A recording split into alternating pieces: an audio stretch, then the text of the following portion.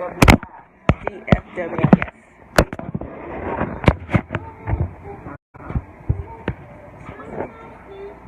Stand.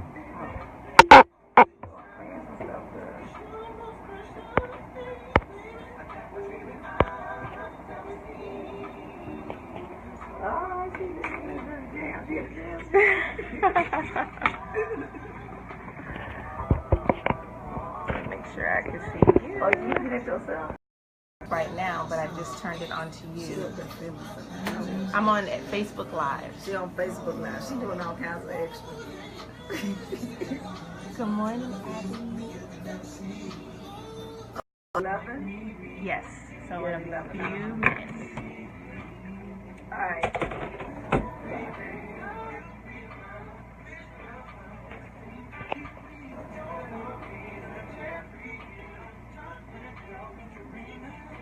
So let me turn this off. Yes. Because I was like, I was surprised. All right, good morning, good morning, good morning. Oh, good. Okay, so, hi, Mom. My mom gets to see a live show because it's Labor Day. I see, hold on.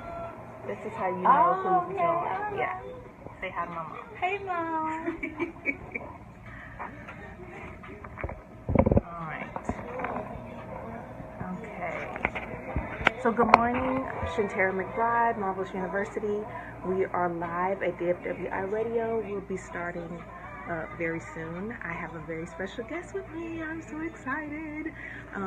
Thank you for joining. Please don't hesitate to share. If you know that your friends, your Facebook friends should also see this. And we're going to get started very soon. Good morning.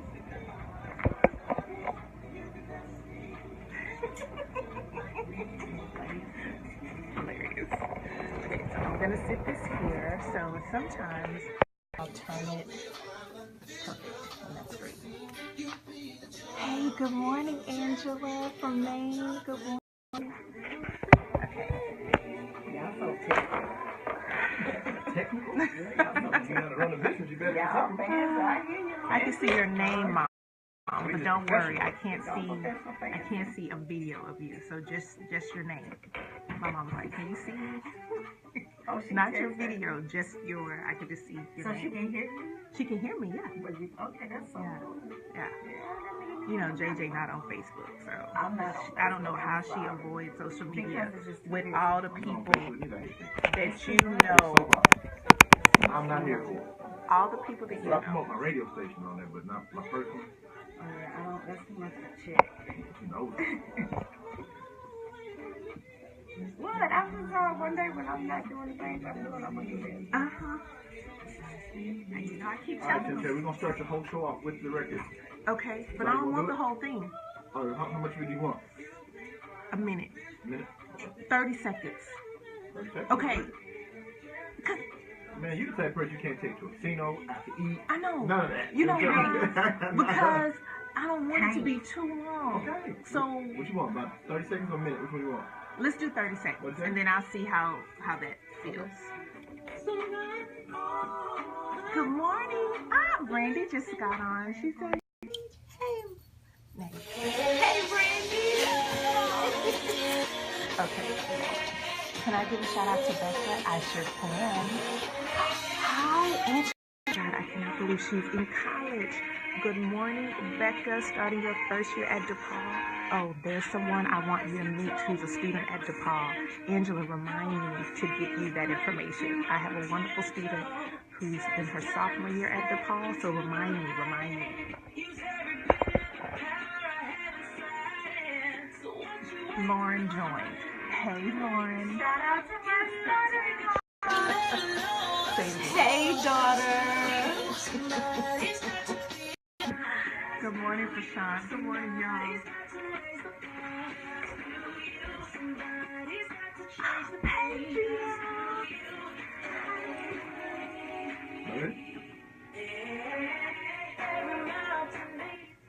Good morning, DFWIRadio.com. This is Shantara McBride of Marvelous University. I am a life coach. I am a speaker. I'm an author. I offer opportunities to partner with parents to raise your marvelous girls. And I am so glad to be with you this morning. Y'all, I don't even want to talk long about me because I have a very special guest in studio with me who is giving me this crazy look. Good morning to those of you who are joining on Facebook Live. Good morning, Lauren Jones. Good morning, good morning. Hey, Journey, good morning. Good morning, Brielle. I'm so glad to see you.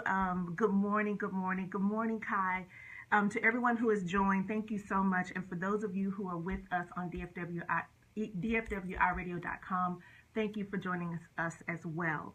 In studio with me today, y'all, this is a very special, marvelous Monday because I have someone with me who I met a few years ago. I won't even say how long because that's it, you just won't believe it.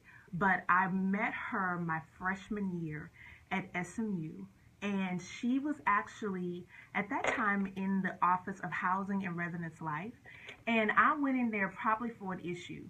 For something I didn't do, something, fill out something, but I just remember that she was in there.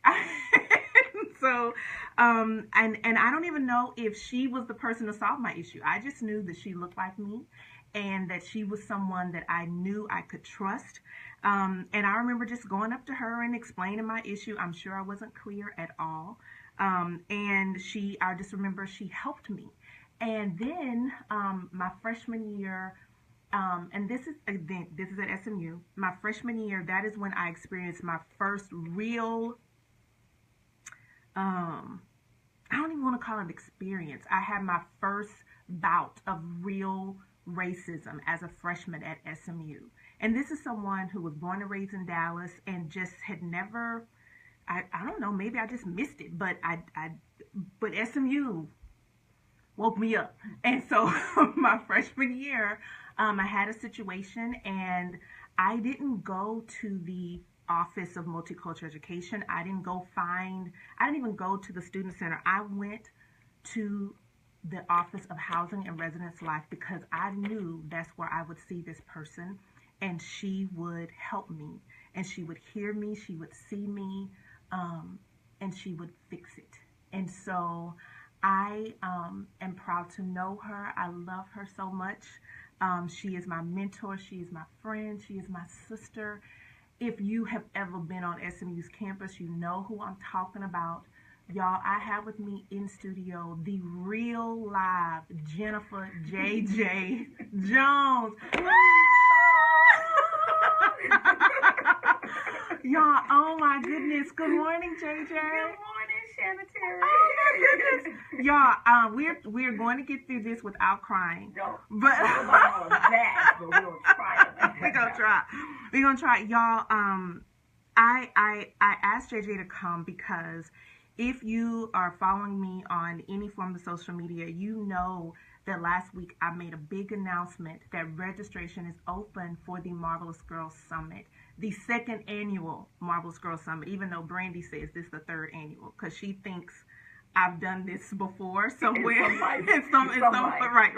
So it's only the second annual, but so we open registration, and to have JJ here, it's important because she is the partner in this. And I remember asking you for lunch, and I was like, JJ, I got this idea, and you said, okay.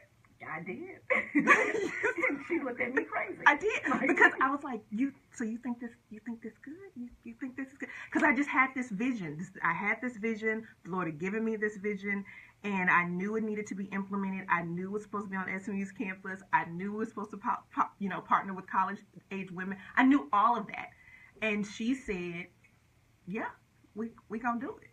Yeah. And I was like, oh, okay. It's that okay. So I wanted her here, one, because registration is open. So if you have not yet registered, you go to marvelousuniversity.com or marvelousgirlsummit.com, and you can see the registration and get your 6th through 8th grade girl registered. You don't want to miss it. You don't. You don't. See? You don't. You really don't. And I wanted JJ here because, one, I think it's important for you to know who partners are, but I also wanted her here because she exemplifies what mentorship is, and I think it's important for women in my age to understand that. College age women, middle school girls, high school girls, this is what it looks like. It's not just a short-term relationship. And so I invited my mentor, my partner, my sister friend in the studio with me. And so I'm going to lift this around. So JJ. Yes. How are you? I'm doing great. How are you, Chantel? I'm wonderful. I'm so proud of her. Oh my goodness, I'm so proud of you. Okay, don't I'm start. so proud. I know we're gonna try to make it through this. We are. But I am so proud of you. Thank Just you. so proud of you. Thank you, JJ. Yes. Thank you. You have you have believed in me. I think you have this way, and I'm sure you didn't. I'm sure I'm the only one. I will take that. I'm the only one. Okay. So, but you have this way of making people believe in themselves, and I don't know if you've always been this way since you were a little bitty girl, but where do you come from? Like Venus? I don't know. I have not always been this way. For years growing up, I lived vicariously through my mother, because she was a marvelous girl. Yeah. Which grew to be a marvelous woman, Yeah. and I would just watch her. And people will never believe this when I say I'm introverted, because I am. And I would just watch her and my aunt. She has a twin sister, and I would just watch the two of them interact, and I would just speak. Okay, you're speaking on my behalf because I don't talk. My mother was diagnosed with cancer going into my junior year of college, and like when she passed away, she lived for 4 months. That was my voice. And so God was like, okay, you need to find your voice. And I literally had to find myself and discover me. I've always been a helper, always been the person in the background helping people. And I had an 8-year-old sister and a 16-year-old brother when my mother passed away. So I left school just to be with my dad to help raise them. And I had to be there. Like, I had to be the force that I saw within my mother. And then as I grew, I became my #1 fan. President, vice president, and secretary of my own fan club. Note taker, all of that. Yes. All of that. Got my theme music. Yes. Fine. I like what I see when I'm looking at me when I'm walking past the mirror, which Shantara introduced me to that song. And it has become my theme song. But I wasn't always at this point, but I know that people poured into my life, particularly my mother. She poured into me, and she gave me what I give to others. So what I see in other people, my mother saw in me, even though she never spoke it, but she lived it, and she allowed me to see what a woman should be and how she should be. And so I think I grew from that and discovered myself, and here I am. And thank Jesus that you are here. How long have you been at SMU? Oh, my goodness. I'm one of the founders. Listen, seriously. I literally, in October the 23rd, I have been there for 34 years. And never, I realized that. I didn't even realize I had been there that long until somebody asked the question. I always say, it's been a long time. I'll say 100 years. So I actually did the math. And it's 34 years? 34 years in October, next month. So what all have you, that people are like, what? So they're like, what? Yeah, no, I started as a fetus. Tell your friends. Right. They hired infants. I was a fetus. I was a fetus. Get it right. So what all have you done at SMU? Oh my God. I started in Res Life working for a facilities manager at their information desk. So that's where I started. And of course I was getting my completing my bachelor's, so I transferred from Prairie View A&M and completed that, and also got my master's from there. But I was at Res Life as working with information desk receptionist type. Then I became a facilities manager because I inquiring about what my supervisor did, and I wanted to do what she did. I've been a coordinator of all of our conference and guest services. I've been the director of multicultural student affairs. I've been assistant dean of student life and director of multicultural student affairs and student activities. And now I am the executive director. But in between that, it's been different responsibility that has been built on to each of those, all of that. So you've gotten to see, you have been all over the campus. All over. Every 34 inch of it. years. Every inch of it. Two presidents or just three presidents? Okay. President Shields was first, President Pye, and President Turner. Oh my gosh. Yes. Okay, JJ. So, as the executive director of Student Life, what is that? So now I oversee different areas. Okay. I oversee multicultural student affairs, our Women in LGBT Center, our orientations office, our parent and veteran programs, what is the title? We just hired her. She is our advocate, our victim advocate, and our caring community and connection, so our CCC program. Victim advocate, like Title IX stuff? Yes. Or, okay. Yes. Okay. Mm-hmm. Come on, SMU. Yeah, Thank you.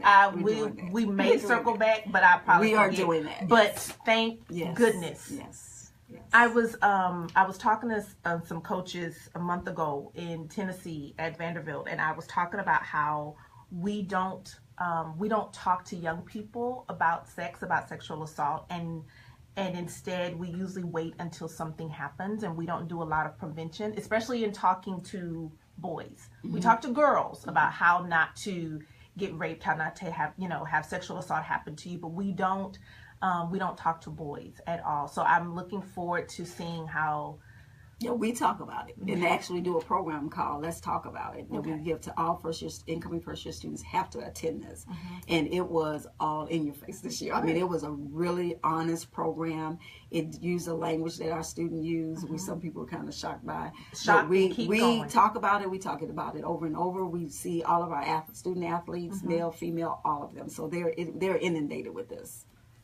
See, and this is why. So, when I tell people, yes, I graduated from SMU, and I let them look at me like, well, you did. Because I told my mom this other day, I cannot believe I went to that school. First of all, it did not look the way it looks now. It is absolutely gorgeous. I mean, it was pretty, but it is now on another level of pretty. But also just it's a really good school, and so I am thankful that I graduated from there, and I'm a proud alum. Like I'm one of the. Yes, you are. I am a proud, involved alum. I love meeting students. I love partying with students, and so one of the things that we're doing with the summit is we're partnering with Sisters Supporting Sisters. So good morning to all those who are Sisters Supporting Sisters. Yes.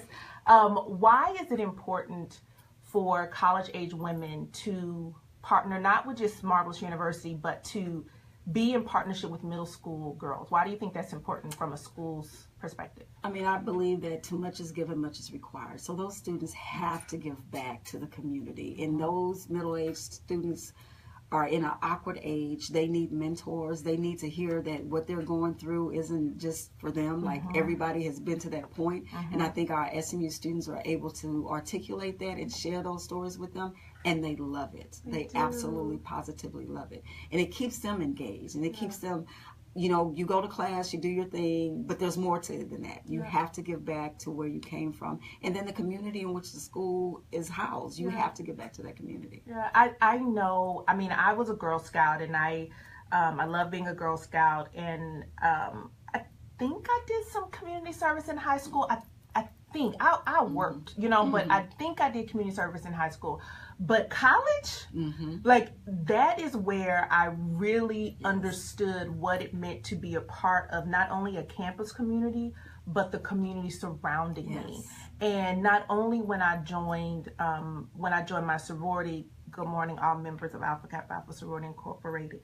All right, Jennifer Jones is, I know. Zeta Phi Beta Sorority Incorporated, Kappa Zeta in the house. Whoop, whoop. I'm sorry. Go ahead. Yeah, I'm sorry. We do I love diverted. her. I'm Yes, sorry. okay. So not only when I joined AKA, but just even the things, even the community service with NPHC, even the community service with Association of Black Students, like we served our community. And I know for a fact my experience at SMU really instilled in me this knowing that we are supposed to serve others. Yes. Yes. I don't think people would put SMU in the same lane No. as service. Yes. They wouldn't. I mean, but then there's at SMU, some students have lived in Dallas all their lives and have never been on their campus. And sometimes when we go into these communities, this allows them an opportunity to see themselves like, oh, you go to SMU, and that's usually a shock value if they've never been on the campus. But it also, for those young girls, they may not ever have the opportunity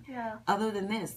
Some of them will, but some of them may never have the opportunity to even interact on a college campus or talk with a college age student. So I know some of my cousins didn't know I went there. They were like, you went to this school? Like, but I also think that they don't think I had a life before them. Okay. So, right. It's this kind of thing. Just for me. Just for me, yes. And so when I think about supporting sisters, when I think about just last year, how those women, oh my goodness. Amazing. Public announcement. If you have a middle-aged student, you need to get that child, middle-aged girl, to SMU on October the 28th. Or you are doing a disservice to both you and your child. Yeah, really. It was amazing, life-changing to see those women, those little girls' eyes light up by the end of the day, not wanting to go, and then telling us, I want to go to SMU. You know, that wasn't the purpose, but that's a plus.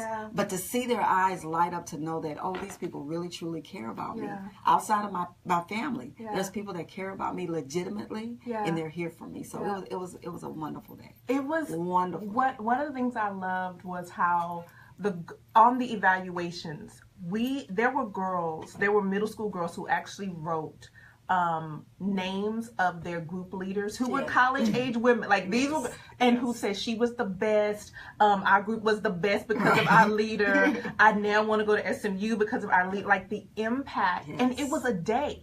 This was not a weekend, this wasn't a month long, this was a day, and the impact that the women had on the girls, I could not wait until this year. And the college age women are already excited. They're ready. They're so ready.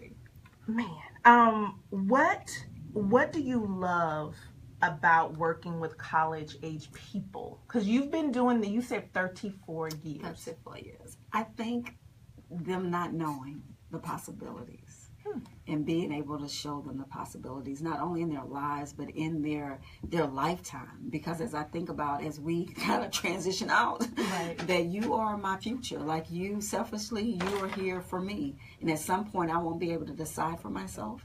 And you will have that authority to be able to make decisions for my life. And I want to make sure you have everything you need.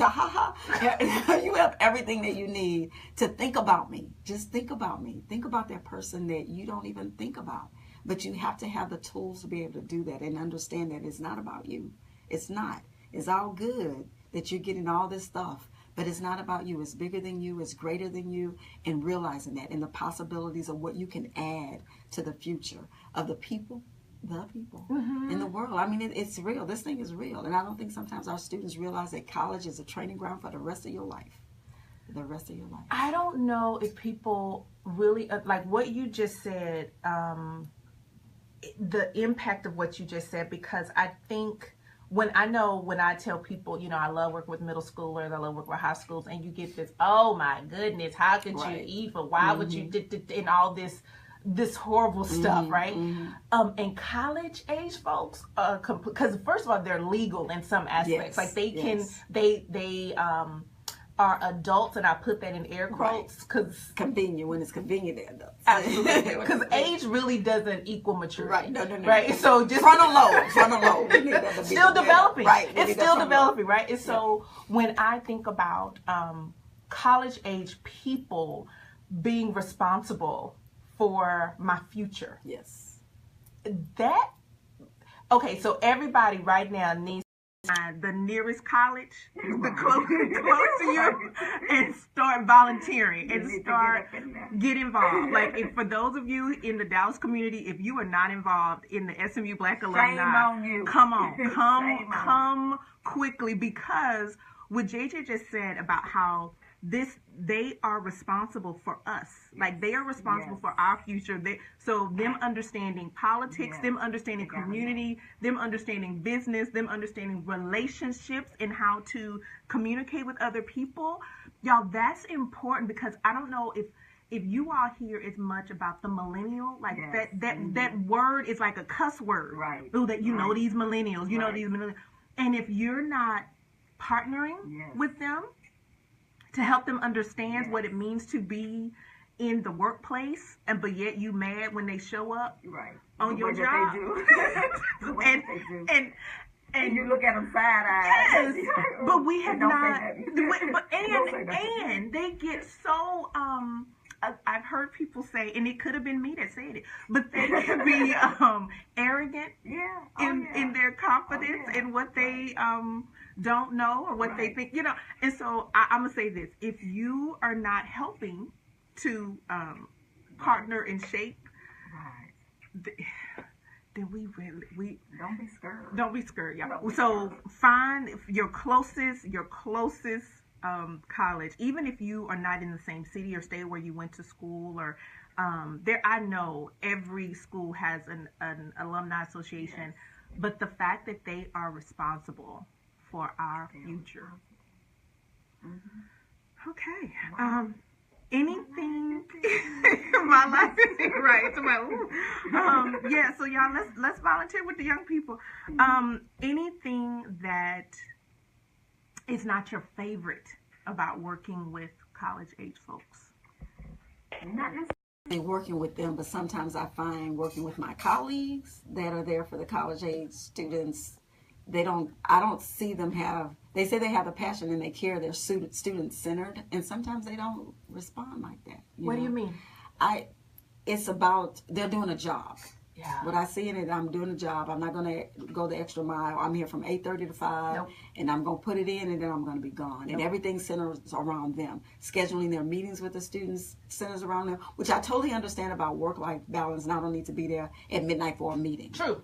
But I'm going to be there to support them for that program that they really want to see you there, to know that you care. Yeah. You don't have to do that every night, Right. but you have to do that sometime just to let them know that, you know what, I really care about you. Yeah. It is not just about me coming here 8 to 5 to get my paycheck and be peacing out. Yeah. And that bothers me because I think that you are influencing young people. Every day. You are influencing our future. Yeah. And when you don't get it, that don't get is transferred to those students. Yeah.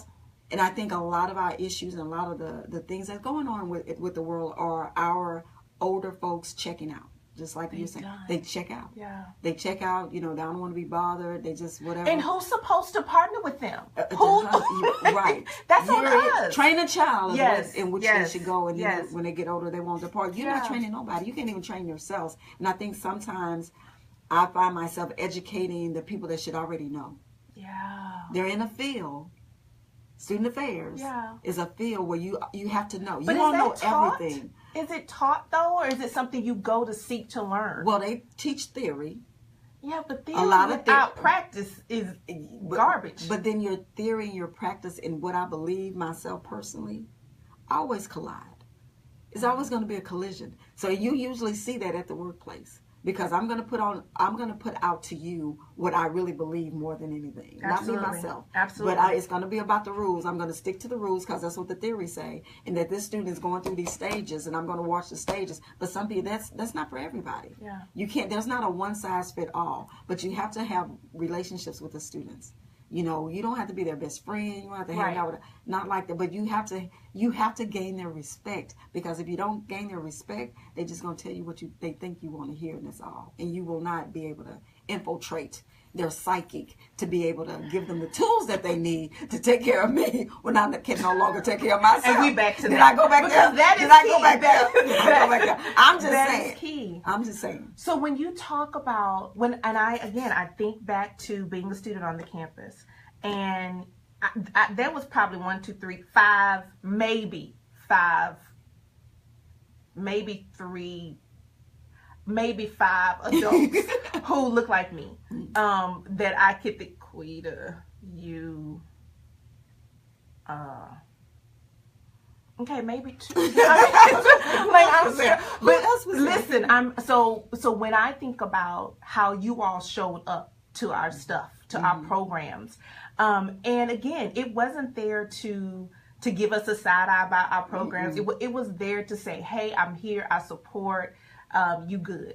it was also to keep us in check. Right. Because that presence also made us know we couldn't cross we couldn't cross a certain line. So we're like, well, we probably shouldn't do that. Right. And it was always in our head. Whether you showed up or not, Right. you all trained us in how to put on programs, the quality of programming that we should have.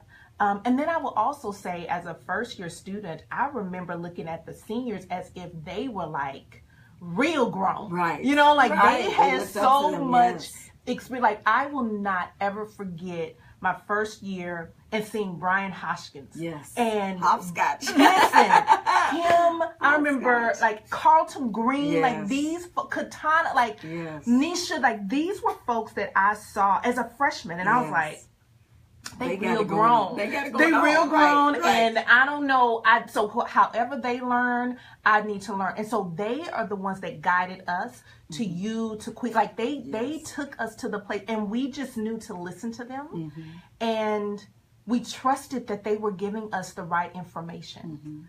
Is that in place? Now? I still get students that come into my office and say, so-and-so said I need to come see you. That's it. That's it. So it still happens. Okay. And I wonder why. And it's all students. I mean, it's not only our African-American students at SMU. I actually had a white student, first-year student, walked in my office like a couple of days in. Yeah. It's like, so-and-so told me I need to come talk to you. I'm like, okay. How can I I help say you? yes. What you And mean? we just shared what his concern was. I'm like, okay, let me see what I can do. Worked it out, and he was fine. But it's out there. I don't know how it happens because I'm not directly engaged with our multicultural office. I oversee that office. Yeah. But now, excuse me, I'll show up to like their connect mentoring program, some of the things that they do pre-classes. But I'm not just Do you down miss in there. that? You know, I still get it. That's what's that's so true. amazing. And then I question this, and I'm like, not to put down anybody, but it's like, okay, who's telling y'all that? Like, what? Yeah. I don't understand, but it's a good thing. Not that Yeah. it's a bad thing, but it's interesting that I still get students that come in to me to say, I want to talk to you. And I know you're going to tell me the truth. And that I get is that. the other thing. I know you're going to tell me the truth. You do not mix any word. And sometimes, y'all, if you've ever had a conversation with Jennifer J.J. Jones about your life, about your major, about what you think you want to do, and it's crazy, she will tell you, and you will walk away bruised, but it will all be in love. Of course. I think I learned that from you. Because I will say to young people, with love, Yes. this makes no sense. Yeah. Like, this is this is I mean, not. if you can make it make sense to me, I'm there with you. But you're not even making sense to yourself. Right. Not. So I think when people want, there's some people who want to say that young people don't want direction. They don't want structure. They don't want someone to tell them the truth. That is absolutely false. Oh, yes. And so when I can see as someone sending a student to you for the truth, because you are that person that is going to give it to them. And young people still, they desire that. Yes, they do. They want to be They do. taught. They They want do. the truth. They do. But in the way the world is set up, if you don't know, something's wrong with that. Yeah. So they're intimidated by that. Well, they'll just, you understand? Oh, yeah, I understand that. Yeah, when they really don't. They don't. Because they don't want to be seen as a person that don't know. Yeah. Which is just, it's sad. But like, you can come as you are. I mean, there's things that I don't know, and don't claim to try to know everything. I don't want to know everything. That's why you surround yourself with people that know. That, you know, I was seeing all this fancy stuff up in the radio station. I'm like, oh, that's fancy. I don't have to look at, she got a little phone all propped up. Y'all, it's a case. But I don't need to know that. I know I can call Shantara and tell her come and hook me up to the internet Wi-Fi, whatever it is that y'all do. But it's okay not to know. It's so okay not to know. And that doesn't diminish who you are or how you are at all. It's just... I mean, to be able to say I don't know, I never want to get out of the position of being teachable. Yes. And so when I say you are my mentor, this is something, I met you when I was 18 years old. Crazy. Yes. And I am older than 18. Yes. And so all the different places where I've lived, all the jobs that I've had, you have been there. And so I want to keep when I even met you for lunch, I was like, I want to do this, and I don't know, like, how do I do this? How do I reserve the space? How do I do that? And I need to say I don't know stuff. So Right. that, because Yes. college students, schools, Yes. how. So there were things I was like, oh, I don't have to worry about that because JJ got it. And Brandy will even tell you there were still things that I was like, okay, we don't have that done. And then we walked through it, all this kind of stuff. JJ had covered all of it. I was like, oh, she did say she was going to take care of that. So I guess I could have let that go, but she can't. She can't. She's the way she's wired. She cares that much, and that's good. There's nothing wrong with caring that much. Absolutely, absolutely. So when you talk about student affairs, and not just at SMU, but in this field of student affairs, you go to conferences.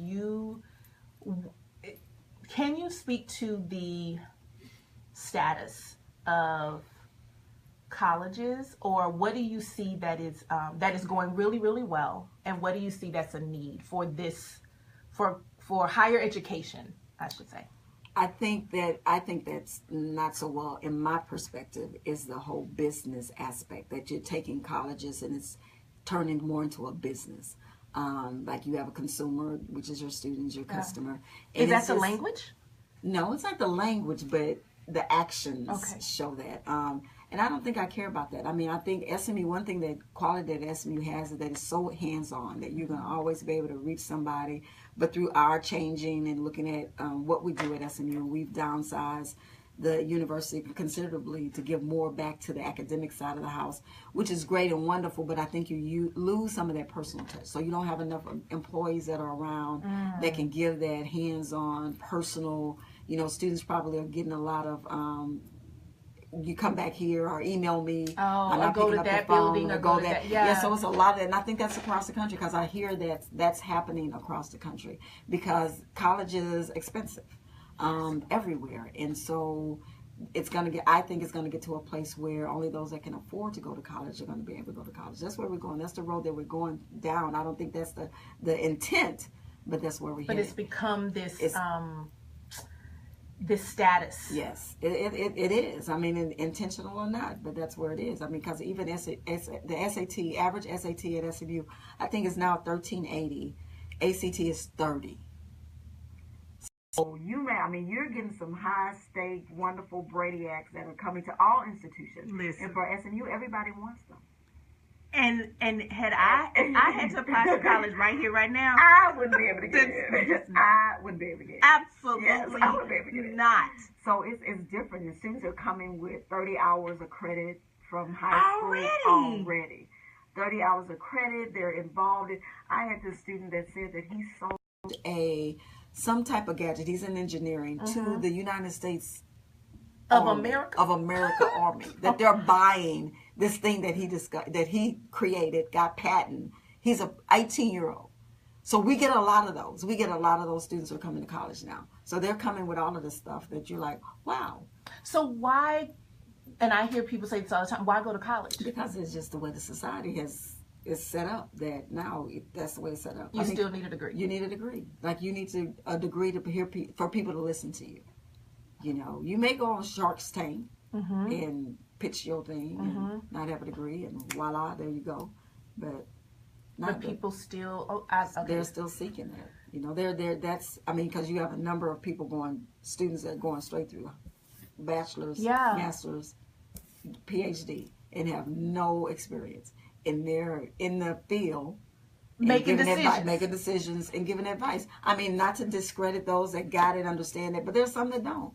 There's just like, I don't understand that. Do you think going to college is just for the degree, or do you think there's some other benefits to being on a college campus, being in class, Yes, because you're going to be exposed to all types of people. So you have the diversity there, diversity in thoughts. Yeah. Not necessarily just diversity in cultures and all that, but you have diversity in thought because everybody don't think like you. Right. You may be from Wyoming and never, because I had a student actually that was a part of Senate. I also advise our students in government. She had never in her life growing up until she came to SMU interacted with the African American. Ever. Because she didn't have to. And that wasn't her world. So SMU is her first place, which says a lot. But I mean, we had the Black at SMU movement, and she was all at the forum. She was right. I was like, look at you. And she stood up there and stated her case. I have never interacted like this, but I know when wrong is wrong and what's right is right. Yes. So you get that. So if all I know is what I know, college is a place that will make you don't have to change what you know. You probably won't change it, but it'll make you think. It'll make you think critically and deeper than what your surroundings have afforded you through your lifetime. You are challenged. Yes, you are. You are challenged on a daily basis. One of my favorite professors, who is a friend of mine, and I promise you, this was not set up to be an SMU commercial, but it's a great school. Friend of mine, Dr. Professor Campbell. Nancy Campbell, my sociology professor, who is a friend, who, I mean, being in her sociology classes, I didn't go in thinking I knew everything, but I thought I knew a little something. And taking her classes and being in dialogue with people who did not look like me, who did not think like me, but who were in sociology classes with me. So then I knew they were going to go out of that classroom and go tell other people stuff. Like, being in those hard conversations really made an impact on my life. I love the small classroom. This is seriously a commercial. It is. Okay. But I did. I loved it. It is. And I'm proud of them. When you think about, and I know SMU is a PWI for those predominantly white institution. I also know that you went to Prairie View. Yes. Your baby girl went to Prairie View. Good morning, Jazz. So, what do you, as a Black woman living in America, and the HBCU, and I don't want, but people are pitting them against each other. So the HBCU versus the predominantly white institution, the PWI. What are your thoughts about that? Oh my goodness, Prairie View in particular, HBCUs are very necessary. Absolutely. Still. Today. And we as African American people, quit putting yourself down. Quit limiting what those institutions can and will do. I have never seen this dialogue that goes on between professionals that talk about, oh, well, you got your degree from an HBCU, like that makes a difference. Listen, are you serious? We special. We are special. You criticize your own freaking self. And you allow people to put your stuff down and you jump on the bandwagon, get up off the bandwagon because there's nothing wrong with the HBCU. The best education that I got for the first 2 years of my life, and had I not gotten it free at SMU, I'm just saying, you can't beat free. But wonderful experience. My daughter went there, thrived, became a part of an organization, was the president of that organization, was involved in her student government, did that at a HBCU, worked it out, wonderful woman. Yeah, because I just knew she was going to SMU. I mean, Jazz was at SMU since she was 3. So since she was birthed. I started as a fetus. She was actually absolutely. Yeah. But she made a decision. Her dad went to Prairie View. Was electrical engineer. Did that. Like, he actually helped create the communication system for the space shuttle. So. At Prairie View, just saying. His degree got him to do he working at Cape Canaveral and all that. I'm just saying. So stop putting yourself down. So those that put yourself down and always talking about, black businesses don't do this. Like, stop putting yourself down. Stop it. Have you been there? Or are you getting that from they? Because they put a whole bunch of false information out there. And you get on the bandwagon. Stop it. If you haven't lived it and you haven't experienced it, ain't your experience. So shut up. Right.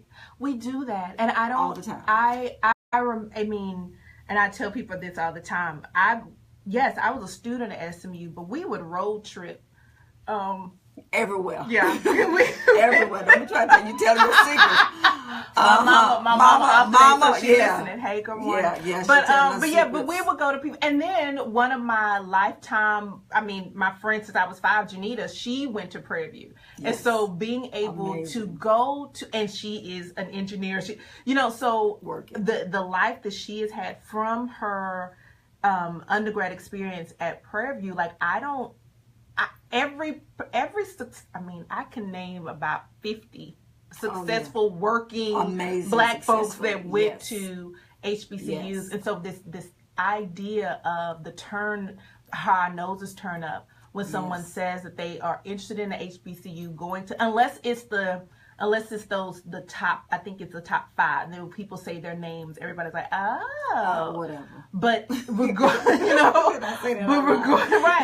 But it doesn't have to be, and no shade against any of them, but the idea that people will turn their nose up to a young person that wants to go to college. Yes. Okay, so that's first. That's the first and thing. Then you're going to turn your nose up to where someone wants to go to school. That's a life decision, because Jazz could have went to SMU free last minute. She wanted to go to Prairie View, and I could have said, girl, if you lost your crazy. That's a life decision. Yeah. And she wasn't going to say my mama wouldn't, that wasn't going to happen. Yeah. So even though it cost me, but it was worth it. Her education was worth it. Absolutely. And I will tell you, statistics shows that if you go to HBCU and engineering, nursing, and those kinds of fields, your chances of getting a job is higher than you going to PWI. Why some of these PWIs are trying to take on these HBCUs, just saying, so they can have the minority numbers and they can have those graduation rates of minorities for the individual. So they're schools. Trying to partner they're trying to buy them. They're trying to take them on. Right. So they can. Didn't Texas A&M do that with Prairie? Okay. Yes. So it's now officially. Nobody Texas is going to call. Absolutely not. That's the name. Absolutely of the school not. I can't think of one alum that I know from Prairie View that is actually calling their school Texas A&M at Prairie View. Yeah, but they gave them the choice. Even when Jazz graduated in 2013, she had the choice of having Texas A&M at Prairie View or Prairie View and A&M on her diploma, and she.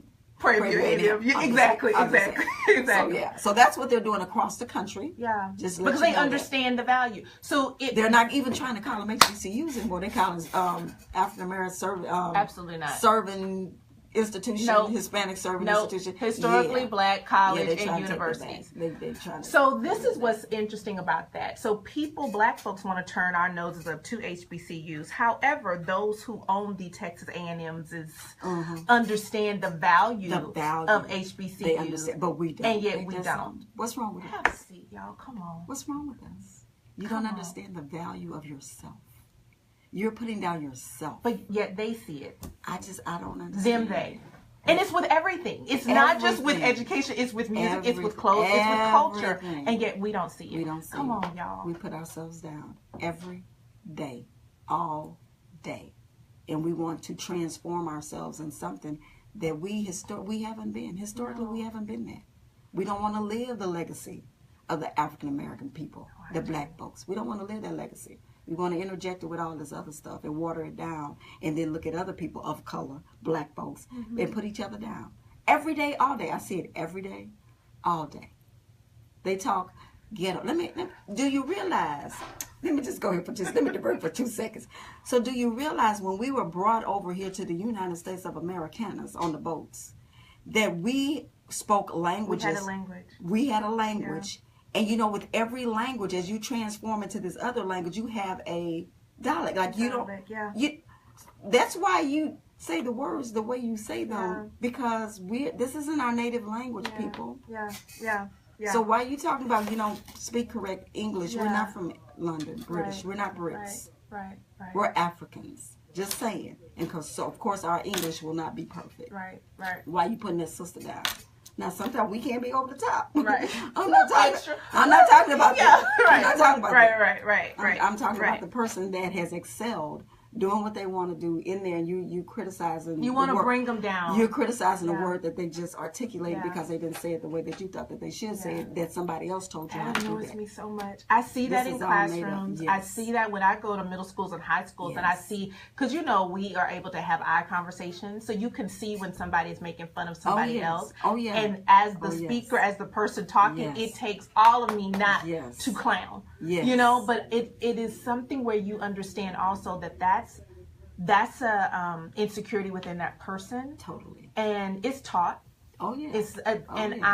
I want us, even when I think about the summit and how girls from different backgrounds and communities come, and the beauty of what that room looked like, and hearing the voices of girls. Yes. And I don't think, at least I hope, that not one girl felt like she couldn't speak her voice, she couldn't speak her words and be fully heard and be fully accepted. Yes. Because we start training that very early. Oh yes. Okay. Yes. We are going to have a few minutes. So I want to make sure when we talk about understanding who we are, understanding where we come from, being comfortable within ourselves. I love something you said early on about you are your best advocate. You are your number one fan. I am my number one fan. How do you translate that to other people? Like how, because you know I'm all about reminding young people they were born to be marvelous. Like I truly believe that on the day that we show up in the world, there is no lack in us. There is nothing wrong with it. We were born to be marvelous, and to walk in that. So how do you translate to others to be their number one fan? I tell them that I am my authentic self no matter where I go. You are consistent. Always. You are consistent. I'll be like, what's up, Turtle? What's up? Yeah. That's just who I am. Yeah. And so I have the opportunity. This has been the third year that I've been able to do a TED Talk for our incoming first year students. Yeah. And I come in at the back of the room with my theme music because I like what I see when I'm looking at people walking past the mirror. Mary J. Blige. And I'm talking about me being my number one fan and you starting this journey, the training ground for the rest of your life. You need to become your number one fan. If you don't care about you, if you don't salute yourself, who's going to do that? If you don't pump yourself up, who's going to do that? You know, and people will see the confidence or the lack thereof in you and will respond to that in that way. Because if you don't speak up for yourself, they shut you. Okay, well, they're going about their life. But if you're confident in yourself and they see that, okay, then they're going to give you more. They're going to give you more. They're going to seek more from you. But you be who you are. People, and I tell them, you know, I'm not here. I'm not trying to be conceited. It's the fact. Right. I'm ever growing, ever learning myself, and I'm comfortable with me. This is about me because I got to take this thing everywhere I go. Yeah. I keep telling her, why you follow me? And she be like, you know, because I'm a party. I'm like, how you follow me? And why are you talking to me? Right. Everywhere I go, she will not sit She her will butt not down. leave. She come everywhere. She right here now. Like what? Yes. Yeah, I'm talking about you. Yes.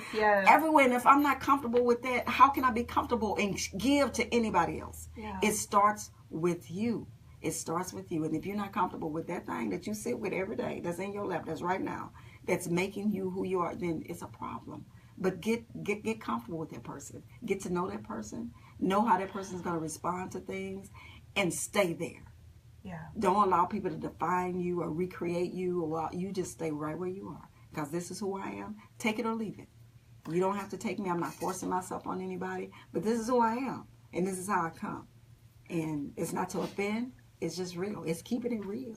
Just keeping it real. Do you remember, and I cannot believe I'm asking you this, do you remember, because you've known me for so long, because I didn't come to SMU with that. I did not come confident.